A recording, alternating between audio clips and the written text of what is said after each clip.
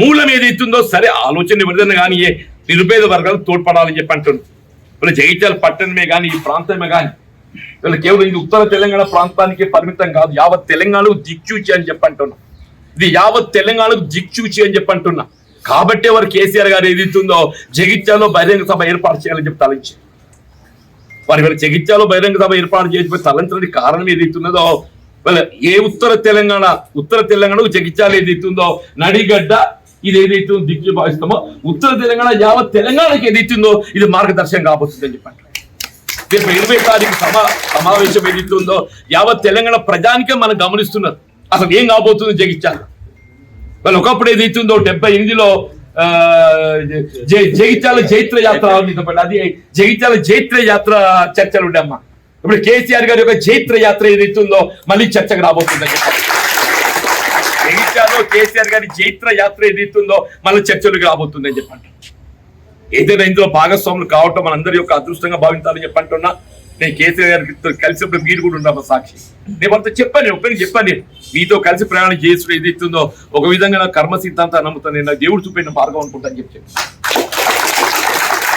తప్పకుండా భవిష్యత్తు లోపల ఏదైతుందో తెలంగాణ రాష్ట్ర నిర్మాణం పునర్నిర్మాణం కొరకు భవిష్యత్తు కేసీఆర్ గారు ముఖ్యమంత్రి కావడమే దానికి ఏకైక మార్గం అని చెప్పాను.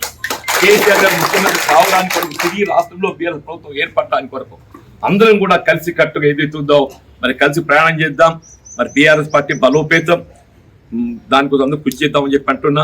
ఇందులో భాగంగా సోదరుడు హరిచరణ్ పాత మిత్రుడు వాళ్ళు ఇక్కడ జిల్లా పరిషత్ వైస్ చైర్మన్ గా ఇప్పుడు కృషి చేసిండు. బీఆర్ఎస్ పార్టీ ఆవిర్భావంకి వెళ్ళి కూడా వారు బలోపేతం పనిచేస్తుండ్రు. వారందరినీ మనందరికీ కలిసే ఒక వేదిక ఏర్పాటు చేసేందుకు వారికి ప్రత్యేక ధన్యవాదాలు చెప్తున్నారు. పాల్గొన్నట్టు సోదరి వసంత సురేష్ గారు, మా పెద్దన్న పురుషోత్తమరావు గారు వారు ఇప్పుడే అన్నారు రాజకీయంగా ఏ పొలిటికల్ పార్టీ కమిట్మెంట్ అని లేకున్నా కానీ వీళ్ళ సోషల్ జస్టిస్ వీళ్ళ సమాజంలో ఏదైతుందో ఒక బాధ్యత గల పౌరుడిగా నాది కూడా బాధ్యత ఉంటుంది, అంటే వారిది కూడా బాధ్యత ఉంటుంది.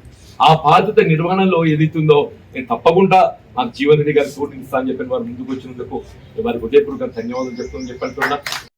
ప్రాణహిత నదీ జలాలు వినియోగులు రావాలి అని అంటే మీరు తుమ్మడి ఏడవ బ్యాజ్ నిర్మాణం చేసేటువంటి ఒక మీరు ఆలోచన లేదు, చొరవ లేదు. వీళ్ళు మిగిలేదు మేడిగడ్డను మనం పునరుద్ధరింపజేసుకోవాలి. ఇప్పటికైనా కానీ ఏదైతుందో ఈ ప్రభుత్వం ఇంకా 2 ఏళ్ళు ఉండబోతుందా, ఇంకా 2 ఏళ్ళు ఉండబోతుందని చెప్పంటున్నా. ఇప్పటికైనా కళ్ళు తెరిచింది.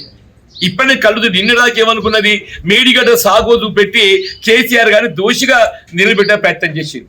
వీళ్ళు కేసీఆర్ దోషి కాదు, ఈ తెలంగాణ రాష్ట్ర భవిష్యత్తు నిర్మాణం చేసినటువంటి ఒక స్ఫూర్తిదాత తెలంగాణ రాష్ట్ర నిర్మాణాన్ని వీళ్ళ నిలబెట్టే విధంగా ఒక స్ఫూర్తిదాత అని చెప్పంటున్నా. వీళ్ళ మీరు గత వారం రోజులు గమనిస్తుంటే ఏ విధంగా కాళేశ్వరం ప్రాజెక్టు పునరుద్ధరింప చేసుకోగలుగుతాము, మేడిగడ్డ బ్యారేజ్ పునరుద్ధరింప చేసుకోగలుగుతాం అనే ఒక ఇవాళ ఎందుకంటే దోషి అయిపోతున్నాడు. వీళ్ళు 3 కాలాలు గడిచిపోయిందే ఈ వేసవితోని, ఇక మిగిలింది 2 కాలాలు.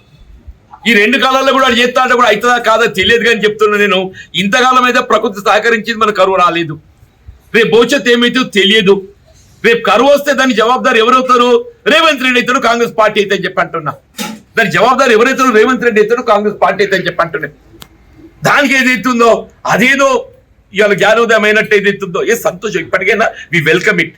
కాళేశ్వరం ప్రాజెక్టు పునరుద్ధరింపబడటమే ఇలా తెలంగాణ రాష్ట్ర భవిష్యత్తుకు అది ఏకైక మార్గం అని చెప్పంటున్నాను. ఇప్పటికైనా కాంగ్రెస్ ప్రభుత్వం రేవంత్ రెడ్డి గారు వాస్తవానికి అనుగుణంగా కళ్ళు తెరిచినందుకు నేను సంతోషం అని చెప్పంటుండే.